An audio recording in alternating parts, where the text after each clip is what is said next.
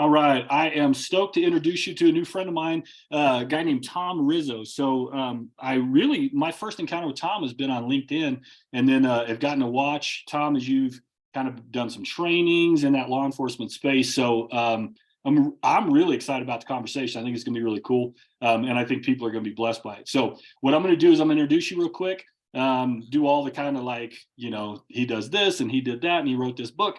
And then I'm going to ask you to just spend a couple minutes introducing yourself and then we'll jump in. So Tom began his law enforcement career in '01 as a patrolman Yes. with Middlesex Borough Police Department in New Jersey. And then in '04 moved over to Howell Township, right? Yep. And you're a captain currently in Howell and the commander of the investigation division. Yes, Awesome. sir. You also lead a consulting firm, right? Walk the Talk Consultants, where you focus on transformational leadership and resiliency, and not just within the LE space, but I mean, you're like you care about leadership and resiliency in life in general. So it's way bigger than just law enforcement for you. Yes, Cool. sir. BS in criminal justice from University of Central Florida, an MA in human resource training and development from Seton Hall.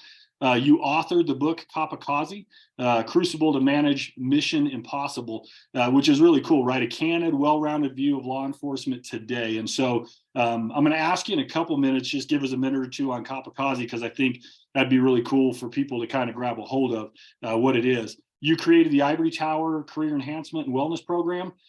You've offered it already in 38 states, which is really cool.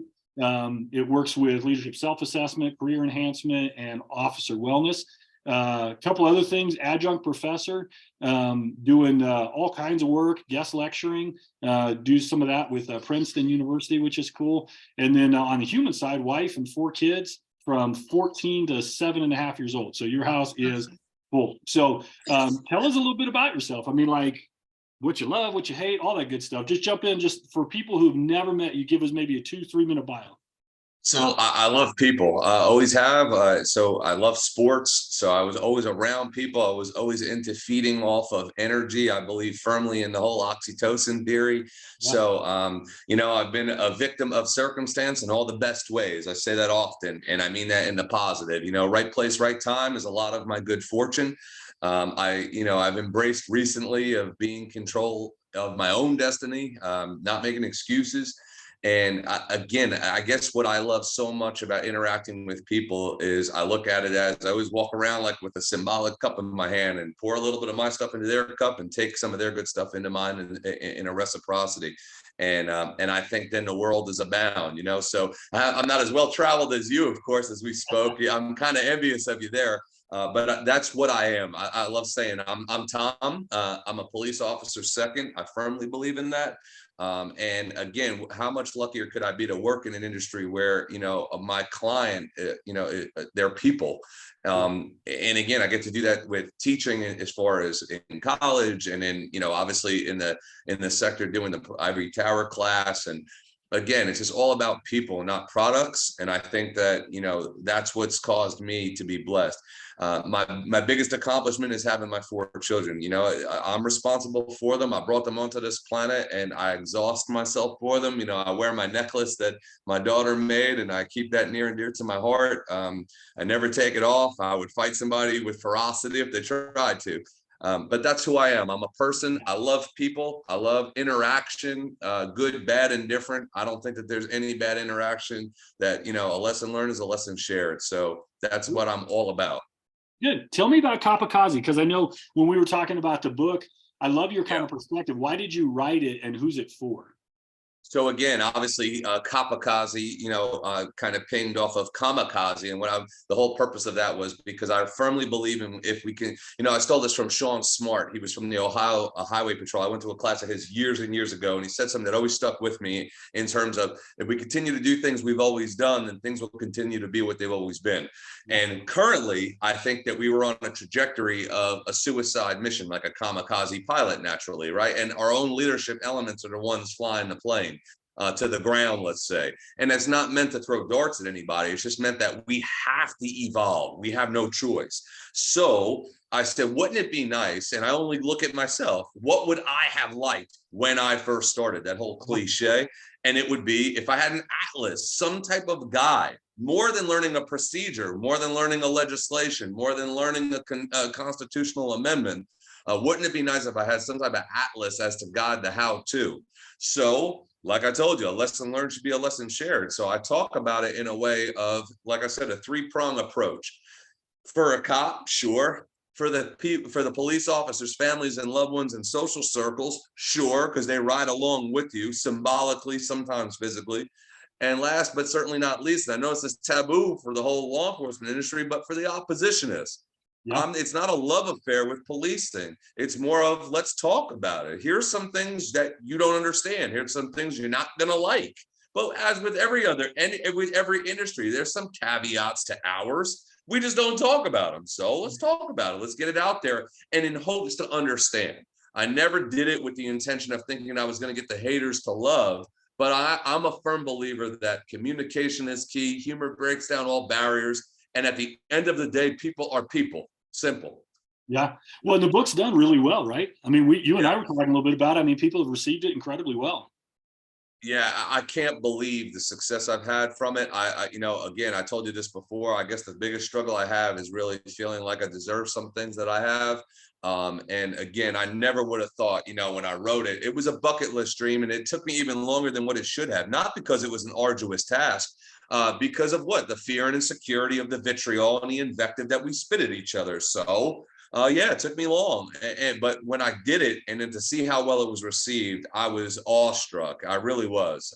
So yeah, I reached #1 on Amazon. I know for some people that may not be a big deal, but for me, I was like, oh my goodness,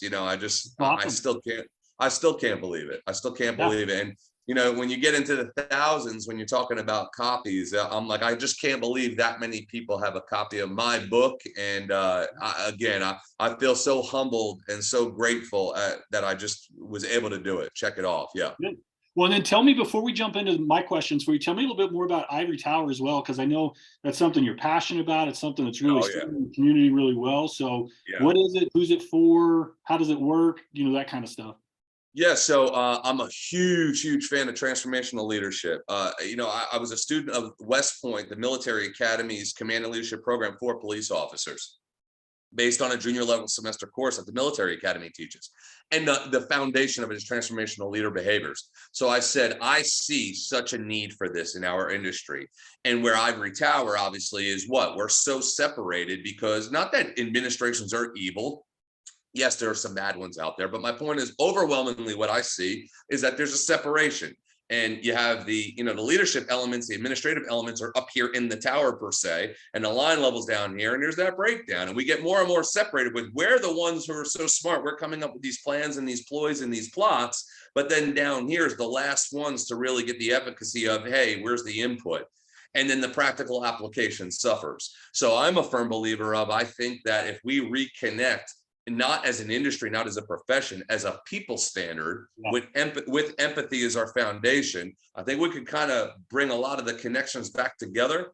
And then I think you could be the best version of yourself, so that it equips you to see and get the best out of other people. So it's leadership as a perspective, not as a rank or a title. And I think that that's what we're missing. So it's really applicable. I'm proud to say it's applicable to the private sector, to the public sector, police, fire, correct. I've done audiences, like I said, with spouses there. I loved it. I've done corrections. I've been asked about if I would do the fire service, and I would love to, because why? It's equally applicable. Yeah. Yeah. So if somebody's interested in it, right, and they're listening, because the little bit, when I've seen it on LinkedIn, I'm like, man, I'm fascinated by it. Who would they bring together? Who should be in the room if they're going to offer Ivory Tower and say, hey, man, come talk to us, come lead us through this? Who should be that group of people? So, I don't want to hate on my own, but I say this. As much as I love, and I mean this, and I love helping those already in leadership positions, I almost am infatuated at this point with the up and coming, or I say this all the time. So here, you want some tips and tricks to do the leadership thing better? Great, no problem, open door. If you're a toxic bastard, right, and you just need some type of revival, I'll try, sure. But who I'm fascinated with helping are those that have to either deal with these poor elements or aspire to become. So I feel like, how can I really help my own industry is maybe help equip the ones coming up to equip them now. you Yeah. know, so from the ground level up.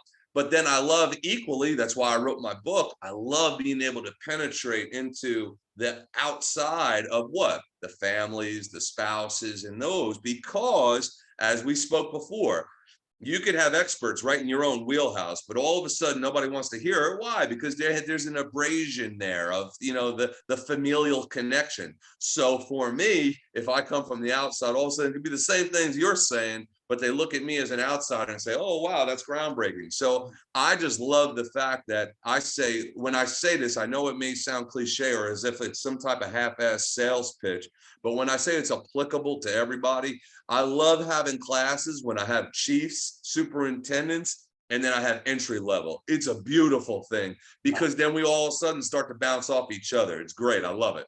No, that's super awesome. So tell me about a couple of your greatest joys in law enforcement. So you've been at it almost 20 years. What are 21, a yeah. couple of those big moments, right? That you're just like, this, I love this. So it's crazy. I can't believe I'm in my 22nd year and I'm like, oh my gosh. So while my, you know, my brain says go, my body says no. You know what I say all the time? It's never, this sounds again cliche. It's no 2 days are ever the same. Yeah. The biggest though, I say all the, you know, I guess I had this epiphany moment where I say this openly and honestly. I got good at some parts of the game, and I call it the game of, you know, doing the whole interdiction thing. I love doing narcotics. I love the violent crime apprehension perspective. I do. But then all of a sudden, when I got into saying, holy cow, networking and branching out, and, you know, I say this so candidly. I finally came to the realization that me at 100% was always my goal, right? I want to be at 100%. But I say that's good. But what if I was able to take 100 people and get them to be better by 1%? Well, that's a movement now. Now we got a movement. Now we're rocking and rolling. And that's when I started to have fun, was to be a chameleon of sorts. So whatever the situation called for, to be able to adapt and not be so prejudiced. See, I was a prejudiced son of a gun as far as you had to be doing the narcotics, the interdiction to be in my house. Then all of a sudden I started to say, holy cow, look at all these other facets where it may not be for me, Right. but if I could facilitate, oh my goodness. So I love becoming a facilitator. And that meant what? Going from arresting people to also maybe helping folks that might just need help with their kid who's suffering from the same substances that I'm out there trying to interdict. Holy cow. And they started to see so many different avenues as to what we as police can offer. So I used to say, answer that question with like a top level arrest I had. And, you know, yeah, I seized a whole bunch of cash off a car stop that the guy just came from a house that he burglarized, and the people had just gotten married. It was all of the takings from their wedding. And here I am thinking I got this criminal and this big cash seizure when I had to give all the money back to a beautiful cause. You know, I was like, wow. Yeah, those things used to get my blood flowing and probably still do. But my point is, I think now the fact when you can say you've changed somebody's life, that's food for the soul. I was doing some reading the other day on the history of policing and law enforcement, where it came from, and looking back even past, you know, the US back into England. And they were talking about how we've pivoted so hard towards, you know, policing's about arresting, where policing used to be about elevating the citizenry and going, hey, how do we make it better? How do we prevent some of these things? And so I love where you're going, hey, there was this transition, right? Like, yeah, I love the big bust. But I also love this idea of like, what happens when we save the 16-year-old so he doesn't have to go through 3 court cases and his life is better? Like, that's a great thing as well. So I love the fact that wherever I go, when I get people that shout, like a lot of people call me Riz, and they'll say, you know, and I turn my head and it's not somebody that wants to hit me, but it's somebody that wants to say, hey, thanks for the way yeah, you treated me. And this could be somebody that caught some time. And I'm like, here they are thanking me. That's crazy. I must have did something okay. yeah, that's good. So tell Yeah. me right now, as you look, and I'm gonna ask this kind of a 2-part question. You look at the law enforcement kind of community, and I think about it organizationally and personally. If you had to say, hey, I think this would have the biggest impact right now, 1 or 2 things for organizations, and then 1 or 2 things like on the ground level. Hey, if you're a cop, if you're a firefighter, you know, kind of an EMS, here's 1 or 2 things I think if you took up right now would make a difference. What would you say? A couple of those organizationally, a couple of those things would be personally. Organizationally is easy. 2 things. Literally a steroid injection of empathy. I think empathy, and I think egoless leadership. I So think flesh it, personal define empathy for me because like people use that term a lot. yeah. Tell me, what do you mean by it? So it's funny you say that. I teach in my course, part of Ivory Tower, I teach the significant difference between empathy and sympathy. So I say all the time, sympathies, people are human beings are innately sympathetic. Hey, oh, I'm sorry, I bumped into you. Empathy is about the connection of the emotion. And I think that we have lost the ability to do that with, and I say this often. I think that if you were to focus, I call this my four wall theory. If you were to start focusing on the four walls of your buildings first, instead of pandering to what the outside wants and screams about and complains about, loves us, hates us, whichever you pander to, political pandering, all of it.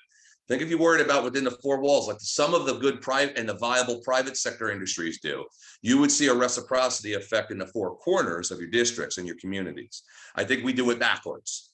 Right. And what we do is we talk about it and then we bleed. Cops go then home and do it the same way. We don't care about what's happening in our homes. We're so fascinated and so obsessed with what's happening out there because home is our safe zone. That's not going anywhere. Wrong. Look at what we're facing right now. People don't want to be cops and people don't want to stay cops. And that is because of the way that they're treated within the four walls of their buildings. That's a fact. So I think organizationally, if you were to inject buildings with empathy and with egoless leadership, because again, law enforcement is notorious for, oh my goodness, he might be better than me at this, or he or she might have a skill I don't have. So what do? The silent assassins come out. And you know it and I know it. And we got to put rocks in his or her path because they might surpass me. Right. When in fact, the exact opposite should be a tenet of the leadership element in your building, should be developing the next chapter, not after the book is closed while the book's being read. Yeah. Now, as police officers, talking about individual now, I think to tattoo in the brain the fact that you work for yourself, you work with a specific department. And I believe firmly in procuring and establishing a personal mission statement. You have to put together what it is your mission is, because no matter what, you have your own mission, your set of standards, your set of ideals, your morals, your values, and those things are non-negotiable. I think when you don't establish that for yourself, you become very vulnerable to the lies, deceit, and distortion that you will be hit with, a lot of it from the island of misfit toys, and that will deter you from your path.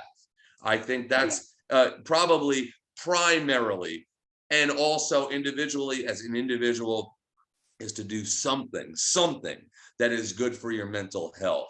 Now that could be anything from, a good relationship, solid relationships, some type of exercise, some type of nutrition, but I think establishing a circle.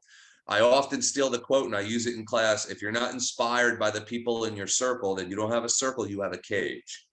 And I think that if we surround ourselves with people who are constantly inspiring us to do well, to be well, and to get well, I think that would be, you would see longevity increase. Yeah. One of the things that you're saying that I absolutely resonate with and love is the idea of virtue comes from within you, not from within an organization. And so when you start with that idea of who am I and what do I want? What do I care about? You can't wait for somebody else to give you those things. Those are things you have to work hard to figure out. And once you know them, then you bring them into an organization, man, then you're unstoppable. But if you just go, hey, I have the virtues of my organization, I would say you probably don't have virtue. You can't borrow virtue, and so I love that. Talk to me, like, let's talk maybe, and I know you're wide open, so I love this about you. What's it cost you to be in law enforcement, and what's it cost your family? And, how are you dealing with that? Because it does come with a cost. So I say this, and I have to say it's cliche. I wish the Tom now would be able to talk to the Tom then. And I think that I wish I would have put my relationships as primarily prioritize them as important as my career aspirations. The mantra of policing being a selfless service has its place. Some of the courageous and the heroic things that we do and put our lives on the line for strangers and all those things I do firmly believe in. However, me personally, I own the fact now that I think policing for me has been a selfish service. I made the choice. I didn't go consult with my wife to say, hey, can I, go do search warrants and go after, violent criminals or narcotics distributors. I never asked. And that's because that's what makes me happy. And again, the silent battles that our loved ones fight, the silent battles that our loved ones encounter on the daily that they don't even speak to us about. So I wish I would have been more cognizant to that. I think that I have laid the ground of a garden of resentment because of it. Again, when you're physically present, sure, but when you're mentally absent because you're obsessing about a job, when you're obsessing about an email, I think the best and the worst thing simultaneously it's been given to us is technology, because we're never off. My phone blips and now an email is as readily available on my phone as it my desktop computer. That could cause a problem, right? So thinking that I had the definition of balance when I didn't. Well, And and I want to hit on something, because I think it's brilliant what you're saying is sometimes when we're physically present but not mentally present, it does more damage than when we're absent, because there's a sense of you're not really with me, you're wasting my time on something else. And so I think sometimes, we hear that, quantity of time. And the truth is, like, quality time, quantity of time is the same thing. Like, you have to spend attentive time with each other to build relationship. While I was there, well, if you weren't present, you may have done more damage by being there than not. And so I love that you're talking to not just EMS, but I think all leaders. Like, hey, if you're going to be there, you need to be present, because being there and not being present will cost you more than being absent. I think even more so, and I say this not to sound presumptuous, but I think as a leader, if you were to embrace that type of philosophy and they were to see you as a leader, know how to, hey, I have to detach for a minute here. This is important over here. I think the so-called, I hate to use the S word, but the subordinates would follow in stride, and they would say, hey, this is actually important for me too. And I think that you as a leader, if you're practicing it, can then be in alignment to then go show the people that you're working with, because I don't ever say they work for you, but they're working with you, that you could then say, don't respond now. You respond when you're back in, or this is a priority. Yeah, I hate to bother. What about starting a conversation, which I am so sorry to bother you. I know it's your day off, but that's important that I had to reach out for you. Is it okay you take this call? Right. Yeah, permission. That just took 7 seconds for me to relay. But if I'm the recipient as a subordinate officer to that, I'm going to say, wow, this guy or girl really cares. The fact that they're, hitting me on my day. About doing that in family, right? Hey, sweetie, Yes. I've got an email. It feels like it's pretty important. Would you be okay with me addressing it, or should I just leave it be? And you said earlier, and I love your recognition, right? Like, I didn't ask about going to these things. Only they come along with me, and now they're hostages to it. And just some of that, I think some of that, like, hey, my phone's ringing. I think it's an emergency. Sweetie, would it be okay if I check that real quick? And, hey, I'd rather you didn't. Okay, cool. But giving them, helping them so that they don't feel like they're just chained to us and they just got to come along for the career, I think that's brilliant. Or explaining, right? So for me, what was my typical response? And this is so ugly, and I'm so embarrassed to admit this, but I think a lesson learned should be a lesson shared. But for me, it was, hey, I mean, this is my job, right? You knew it, like, or my job provides for us. Like that, I might as well speak Mandarin because they don't understand that. Or, well, I want to be chief one day, or you know what I mean? Like, this is what you have to do. Okay, but they're looking at it as, but I'm important. So you just said that, and we must share like the same DNA, because I use that other term as well. I say, yeah, don't do what I did. I held my family hostage to my goals, my aspirations, and that's the worst thing you could do. So now I openly embrace it, and I'm doing everything I can to help it. Some things maybe I can't help. I've embraced the grace of surrendering the outcome. Otherwise, I know that I'll go off the cliff. So I know that I can only control my inputs. That's not a weak or a lame excuse. Right. I can only control my inputs. I have to surrender the outcome. And Now, that's something you've done really well, though, is your kids love you.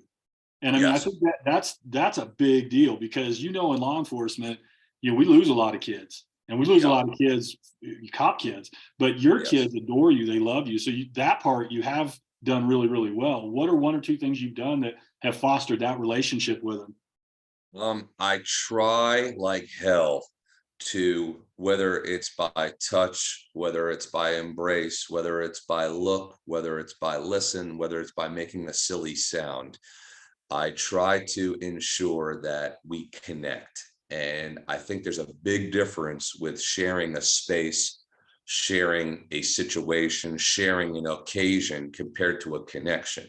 So, like you said before, you hit the nail on the head. Sometimes that connection might only be a matter of seconds, Right. but man, I make sure I do it. And I don't care. I'm a busy guy. I make no excuses. I'm giving you the reality. So even if that connection is as they're going to bed, I just make it a priority to connect. I mean, and I think that those investments I make now will allow me to make the withdrawals later when then I need it right back, because they are my fuel. They are my medicine, and my God, I say this all the time. So many people, all walks of life, have these blessings at their fingertips, but they don't embrace them. So I fortunately, before it's too late with them, I've at least had that epiphany moment as well. That's awesome. And I honestly think I had that recently with my own kids. I was thinking about my finances and all that stuff. And I thought, my pile's smaller, but my kids call me. And I thought, okay, I got a bigger pile than anybody then I'm doing pretty well. So what about this one? 2 to 3 things maybe within the law enforcement community it's believed that you go, hey, I think we need to challenge this. I think we need to call ourselves on this and maybe not believe it so much or not use that as our excuse. Anything come to mind for those type things? Sure. The one that rings so true as soon as you say it as an alarm for me is that we are not supported. I think I understand where that comes from, but that's silly because we all know better. The loudest voice in the room gets the most attention, gets the most clicks. So, and they've been very effective at it. I'm not mad at them. These oppositionists have played it perfectly. They know how to advertise. We don't. They know how to get attention. We don't. So what happens? They set the bait, we eat it, and then we believe that what? The majority of people don't support us. When I say, what if I told you the majority of people are good people? Right. It's that simple. Because people don't fly blue line flags outside of their houses doesn't mean that they don't support law enforcement. Support comes in many different ways, many different forms. So I say we've believed this facade that we're not supported, and that then feeds into our cynicism and our negative outlooks. And here we go, lack of connection. I think the other part of it is that we don't embrace that we as cops are literally one microcosm, one microscopic decision away from being in the same situation that some of the people we encounter. Yeah. But yet with us, if we fall into that situation, heaven forbid, and I'm talking about it in many different purviews, we then have this false sense of, we have the sympathy and that we feel sorry for each other, but then we run into somebody else who's not wearing a shield. They're a perpetual, shit them or that type of thing. And I think that that's what causes us the lack of connection again. I love that though, right? Because you think about like alcohol and you go, for me, it calms me down, it medicates me, it helps me sleep. I mean, we got 40 reasons, right? But that guy, he's a turd because he's drunk. And how could he be drunk? And now look, he's acting a fool. And you're like, well, wait a minute. Really, it's the same circumstance. It's just a different story applied. And so remembering like, hey, and it goes back to your empathy, right? Like sympathy is pity. Like, oh, I'm so sorry you're going through it. Empathy is no, look, I'm going to put myself with you. I'm going to look at you as a human being. I'm going to attach my soul to your soul. And so I love that, right? Like going through our excuses and going, okay, what have I seen out there that I've criticized that's right here all the time? And not so we beat ourselves up, but so that we begin to go, okay, so I have to make changes. That's the goal, right? Is to say so I can grow up, not so I can be abused. I was in a very heated debate with a BLM group out of Washington, D.C. Metro and they coined it Copaganda, and it hit home with me. And I said, you know what? I have to say they're onto something here. So what I preach about community engagement, I say this all the time, forget the dance-offs, forget the ice cream giveaways, all that stuff, because what happens? The people who already support us are the ones that participate in that. The other ones who don't support us, that even if they're maybe forced sometimes by their churches, by their schools, by their community groups to go ahead, go engage, they don't want to be there. They know we don't want to be there, and there's no connection whatsoever. So you know what I preach? Use something that we were all born with. And unfortunately, some people that are disabled, I'm not, throwing stones at. I'm saying, but people who are not, suffered any type of debility have what? They have 5 senses about you. Just use your 5 senses. The example I give all the time. So for me, in my house, I had a pipe burst. I thought it was the end of the world, right? So then I say, so now if I were working the road and went to a call, somebody who had a flooded basement, doesn't look like me, might even have a criminal record, whatever, right? I want to say to them, or worse yet, I stop them on the road because they might be not wearing their seatbelt or have an inspection sticker violation. And where do they tell me? Officer, you know what? I'm sorry. Yes, I got to get home. A pipe burst. How would I want to be treated? Well, it's real simple. I know how I felt when it happened to me.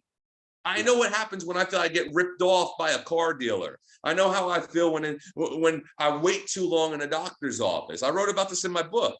I hate it.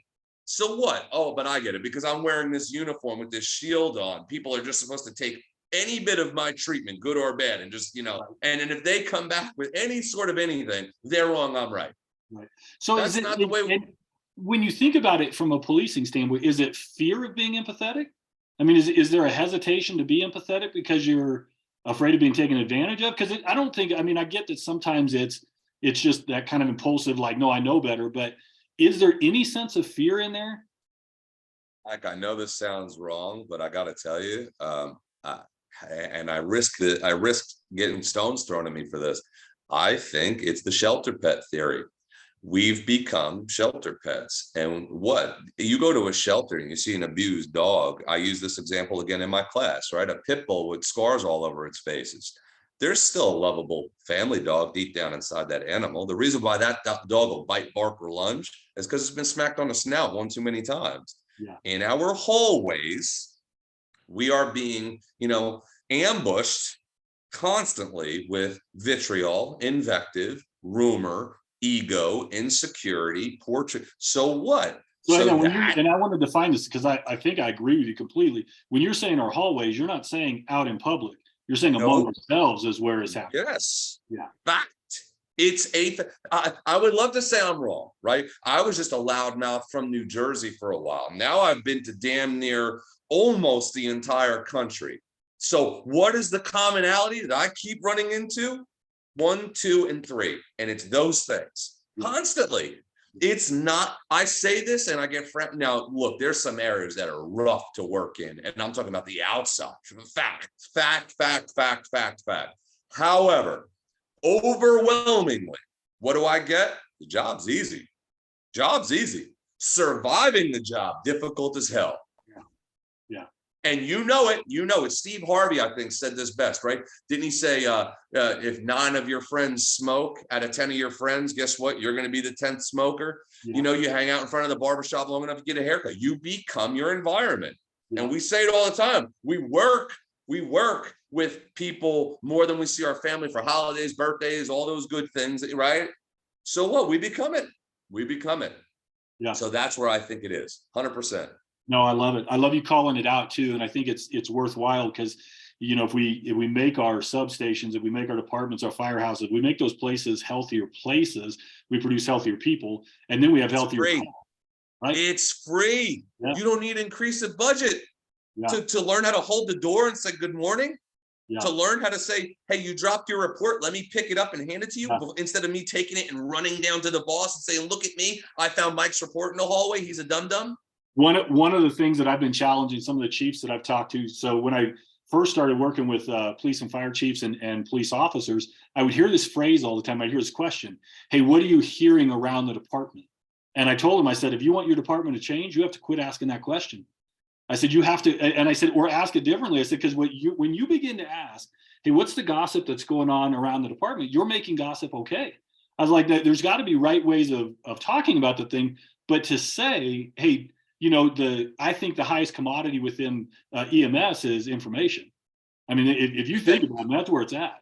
Now I'm feeling like you spied on my class. I say, what'd you just hit on? MBWA, management by walking around. I tell everybody you have 20 minutes to dissect 4 times in a day, 5-minute intervals of the walk and talks. I don't care if it's the parking lot, I don't care if it's the hallway, I don't care if it's meeting up on the road, and sit there up and down, okay, right and left in an organization, and just go. I say this to patrolmen all the time. Go up to the chief, go up to the command staff, go up to a supervisor and go, hey, anything going on? Anything coming down the pike? 9 times out of 10, they might say, it's none of your damn business. The 1 time out of 10, they might turn around and say, hey, what's that you're holding there? Oh, you play baseball? I play baseball. And all of a sudden, here we go. Oh, hey, what's that you're holding? Well, it's the 30-pound gear bag that they issued us. Is that too heavy? It's great. We have all this equipment. We love it. I have nowhere to put it. Yeah. Holy cow. Now a commander gets informed this was a great idea we had from our Ivory Tower to give it to the troops. They don't have anywhere to put it. This isn't advanced physics. It's not advanced physics. Yeah. I love it though. I love it. You know what? Change those spaces and you change everything. So 2 other questions, and then I want to close by giving you just kind of a chance to say whatever. I'm Abbott. I love your energy. I love your passion, your honesty.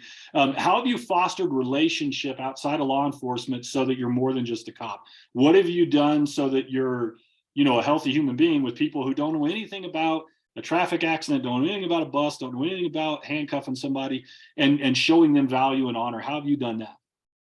I tell you, this has been a game changer for me, to the point that I believe in it so much that I've told my children, I forced my children to do the same thing. I am known for walking up and talking and engaging with people who don't look like me, who don't talk like me, who don't come from where I come from. I have found a serenity and such a peace of mind of learning the true definition of diversity for me. And the true definition of diversity for me is learning what I like and what I don't like. But I'll never know, or I'll never have an educated decision unless I sample. So that's what I do constantly. From the custodian in a building to the CEO, you will catch me embracing and engaging in interaction.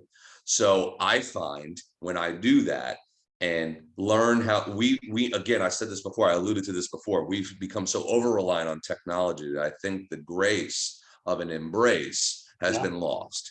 So what I do is I force it.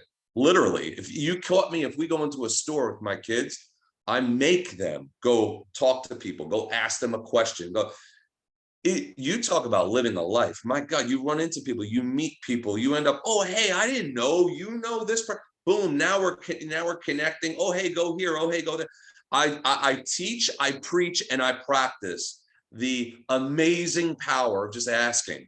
I say this all the time. You know how some people get what they get? They asked. Yeah.